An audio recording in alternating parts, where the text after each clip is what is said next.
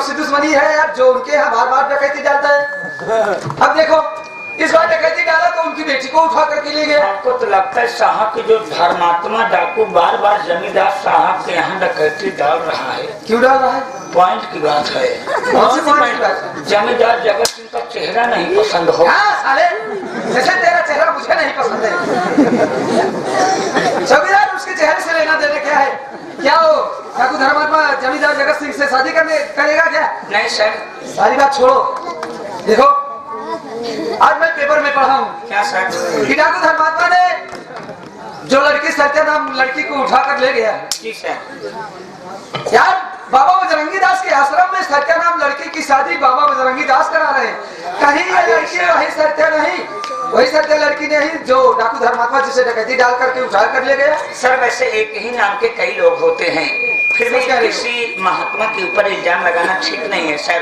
मैंने सुना है कि महात्मा जी के यहाँ उस आश्रम में सर कितने भी गरीब बहन बेटियों की शादी होती है सर। चौकीदार आश्रम और मंदिर ऐसे होते हैं, शादी विवाह उसमें होता ही रहता है। लेकिन मेरी बात मानो, गाड़ी तैयार करो, गाड़ी तैयार करो और पुलिस और भी गाड़ी में लो। चलते हैं बाबा बजरंगी दास के आश्रम, देखते हैं क्या वही लड़की सत्या है या कोई दूसरी लड़की है। चलिए सर।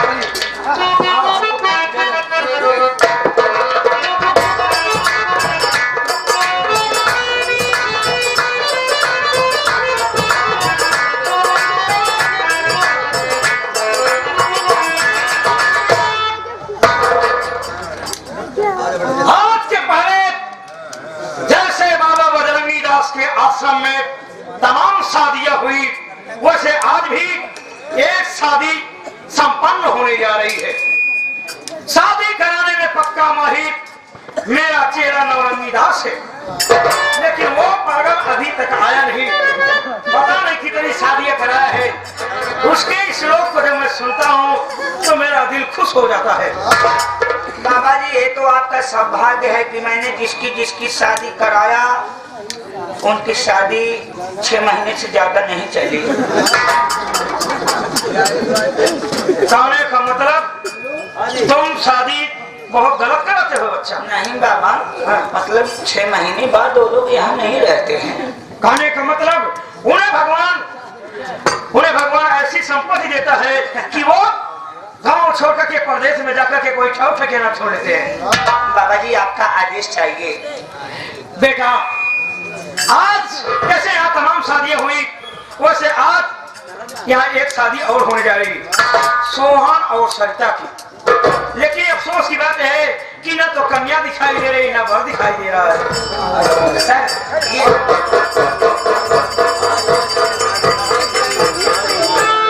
बाबा जी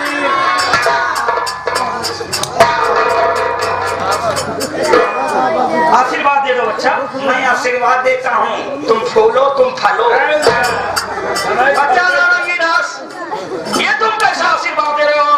कन्या को कह रहे हो तुम फूलो और ये फले। बेटा आशीर्वाद क्यों देते हो बेटा? बाबा जी लोग तो कहते हैं जाइए फूलो फलो। तो शादी कराना है इधर, जल्दी करवाओ भाई शादी। बर्दाश्त ना हो तो पहली बार ब्याह करता था यार। 10-20 दिन शादी हो रहा है यार। हाँ यार, छोटे लाल भैया एक दान दिया है बहुत है। चलो इधर आओ, थोड़ा इस तरफ पढ़िए। छुअत का है आया भैया है बैठा है ना। तुम अपना हाथ आगे करो। मेरी पत्नी होने वाली, मैंने छू मत गया, तुम छूओगे। तुम अपना हाथ ही बाहर करो। हाँ बच्चा, जब मेरा मंत्र पूरा हो जाए कि एक दूसरे के गले में बरमाला डाल देना, ठीक है? आगे पीछे आगे बाबा जी था, तब यह फाट जाए। यह फाटा था। हाँ चलो तैयार हो जा। ओम गजाननम भूतगणाधि सेवकम।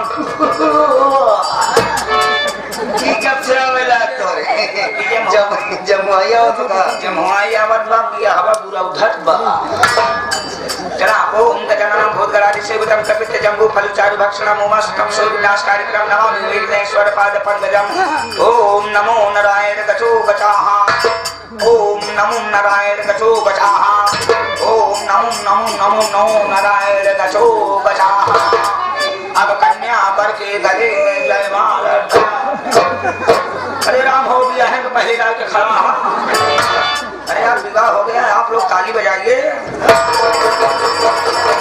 विवाह संपन्न हुआ। अब कन्या वर का पांव छुए। अब वर कन्या का पांव छुए। अरे बाबा जी कैसे पंडित जी से शादी करवा रहे हो? क्या अच्छा तुम अपने बीबी का पांव नहीं छू रहे हो, कोई पड़ोसी छू लेगा। बेटा सोहन जी, बाबा जी, बेटी श्रद्धा, बाबा जी आज से तुम दोनों पैसे के पहले प्यार करते थे, प्रेम के बंधन में थे, लेकिन अब पति पत्नी के बंधन में हो गए। दोनों एक दूसरे के सुख दुख के साथी बन गए। देखो बेटा, औरत को घर की लक्ष्मी जमींदार जगत सिंह के यहाँ डकैती डालकर इस लड़की को उठा कर लाए और उसके साथ शादी भी कर लिए। तुम्हें और डाकू धर्मात्मा। अरे नहीं, नहीं, मैं कोई डाकू को नहीं हूँ भाई साहब। मैं मेरा नाम सोहन है। इनसे बताओ भाई कि तुम हमारी पत्नी हो। हम एक दूसरे के पति पत्नी है भाई साहब। मैं कोई डाकू को नहीं हूँ। झूठ मत बोलिए। आप अपना नाम झूठ बोल करके बता रहे हैं सोहन है। आप डाकू धर्मात्मा है। नारायण नारायण नारायण। प्रणाम बाबू जी। खुश रहो, मालिक तुमको खुश रखे। क्या बात है बाबू जी? दाओ बाबू, इसे बेचारे को डाकू धर्मात्मा समझ रहे हैं। नहीं बेटा, कोई बात ये डाकू धर्मात्मा नहीं है, इसका नाम सोहन है और ये इसकी बीवी श्रद्धा है। अभी मैंने ही इन दोनों की शादी कराया और इन दोनों की शादी कराया और आप आए कह रहे हैं कि डाकू धर्मात्मा है। नहीं सरकार, ये डाकू धर्मात्मा है नहीं। डाकू धर्मात्मा मेरे आश्रम में क्यों आएगा? अरे बाबा जी, आपको पता नहीं है, डाकू धर्मात्मा का हम लोग कई बार पीछा किए। जो साला आता है इसी आश्रम में गायब हो जाता है। अगर मिल जाए साला कुत्ता कमीना तो 20 लाख मारूं से। बेटा, डाकू धर्मात्मा को पकड़ नहीं सकते और परेशान हो रहे हो। वही कहा गया है, खिसियाई हुई बिल्ली खम्मा नोचती है। देखिए बाबा जी, आप शायद इसको नहीं जानते हैं। डाकू धर्मात्मा यही है, अपना नाम बदल करके सोहन बता रहे हैं और इसके नाम से रिपोर्ट दर्ज है। मेरे पास रिपोर्ट दर्ज है इसके नाम से। बेटा, आप बीच में, आप साधु महात्मा हैं, आप बीच में मत पड़िए। मैं बीच में नहीं आऊंगा।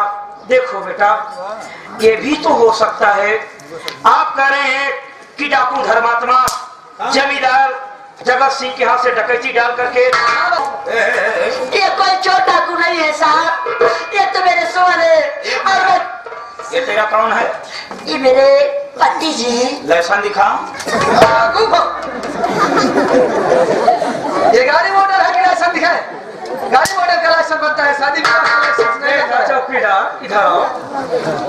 तुम किसके औलाद हो, जरा तुम लाइसेंस दिखाओ। ये गांव वाले बता सकते हैं क्योंकि तुम्हें कचड़े के डब्बे में मिला था। बगैर माँ बाप के पैदा हो बाबा गए। जी ये सच कह रहे हैं, ये लावारिस है। बेटा, तुम खुद अपना लाइसेंस दिखा नहीं सकते हो और दूसरे से लाइसेंस मांगते हो। लाइसेंस दिखाता, लेकिन अभी मैं यहाँ नहीं लिया हूँ, घर पे है। तो हो सकता है वो भी नहीं लिया हो।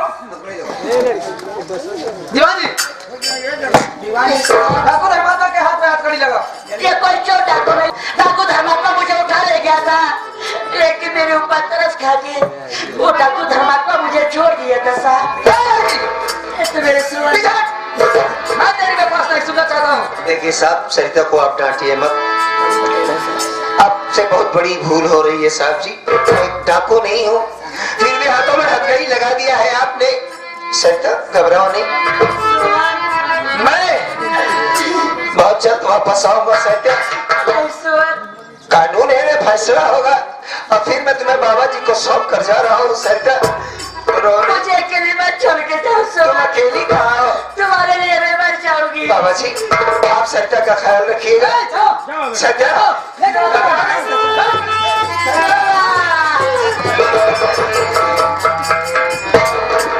क्या देख रहे हो बेटा? आओ, क्या देखना चाहते हो? बाबा जी, हाँ आप तो महात्मा हैं, हाँ, तो नारी से दूर रहते हो। तो क्या हुआ? अगर आप कहें तो इसको मैं लिवा जाऊं। सत्यानाश हो, तेरा परिवार सत्यानाश हो जाए। तो दूसरे के बीवी बच्चों पर ध्यान रखता है, खुद बीवी बच्चे को खिला पिला नहीं सकता है, दूसरी के बीवी बच्चों को कह रहा है कि मैं अपने साथ ले जाऊं। बेटी, क्या मेरा सोहन मुझसे नहीं मिलेगा? बेटी प्रभु पर भरोसा करो, वो दुनिया की सुना होगा तो तेरी भी पुकार सुनेगा। बेटी तुम मेरे साथ चलो, मैं वादा कर रहा हूँ, तुमको वचन दे रहा हूँ, मैं तुम्हारे पति से तुम्हारी मुलाकात जरूर कराऊंगा। महाराज जी प्रणाम। खुश रहो बेटा मोहन।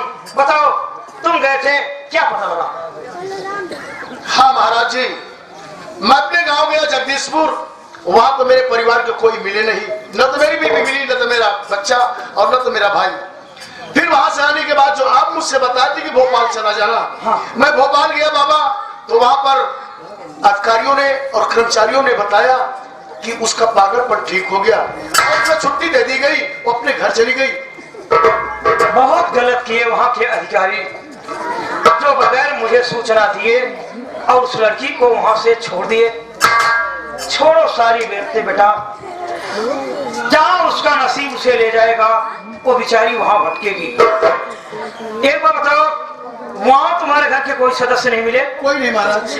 बेटा अभी हमने इस आश्रम में एक शादी कराया, तुम्हारे ही गांव की लड़की है जिसका नाम सरिता है। वो सोहान नाम लड़के से मोहब्बत करती थी और उसकी शादी मैंने इस आश्रम में करा दिया। और